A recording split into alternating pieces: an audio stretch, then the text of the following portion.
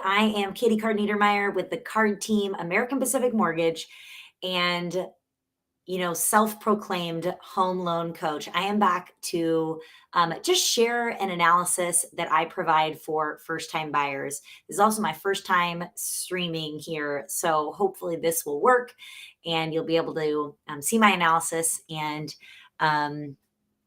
Anyway, it'll all work out. So, I want to go through what I prepare for first time buyers. So, I specialize in working with first time buyers. Typically, in our first, discovery meeting, is we're talking about numbers, meaning we're talking about kind of their timeline, we're talking about income and debts, and it's really kind of a prequel, we would call it. We're not pulling credit, we're not going that far because a lot of first time buyers are planning, right? They're trying to figure out, okay, here's my timeline, 3 months, 6 months, 9 months, 12 months. And what do I qualify for now? What do those numbers look like? And then what does it look like for the future? And I help them plan. So this is one of the analyses that I will send to kind of show them looking at different options.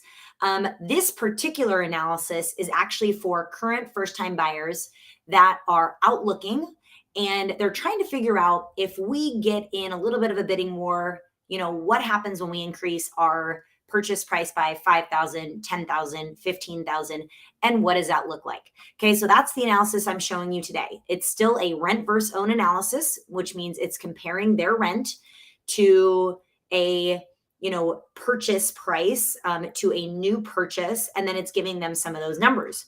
So I'm looking to my left only because that's where my analysis is big and I can see it a little bit better.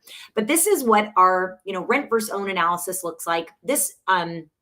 This particular one, I named it buying options for them because we're looking at different price points. So you can see in this summary section, we have what is the purchase price. So the purchase price in this ranges from $750 to $735. Okay. So they're aiming to make, an offer around $735, but they want to know what happens to my monthly payment, what happens to my closing costs, what happens to all those things once I increase that number, that offer. Okay. So in this analysis, which is really nice, it breaks it down from 735 to 750 with 5% down for a conventional loan. The down payment only increases by about $850. So it doesn't increase that much, their down payment. Okay. And that's in this second line right here. And then their actual monthly payment, increases about $30 per that $5,000 increase, okay, at this loan amount and at this interest rate. And the cash to close is also here too. It shows that, look at a 735 purchase, my cash to close is around 49,700.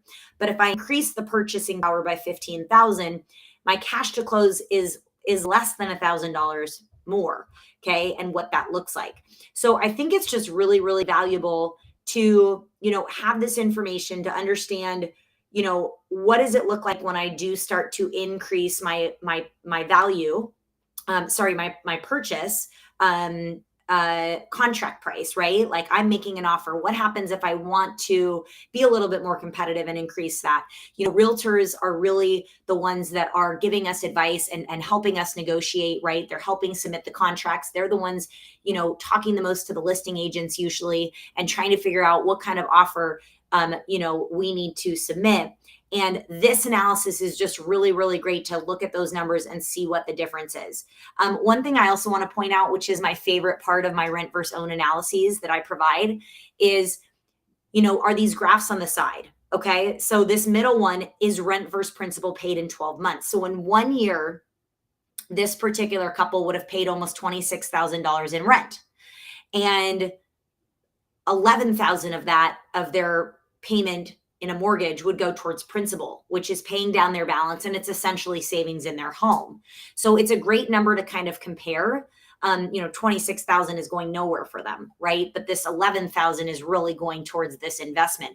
And then below that is in 1 year, okay? In just 1 year, if they were to make, do a purchase in this range, put 5% down. If their property were to appreciate only 4%, which is very low for Southern California, okay, and honestly, lots of areas in the United States right now.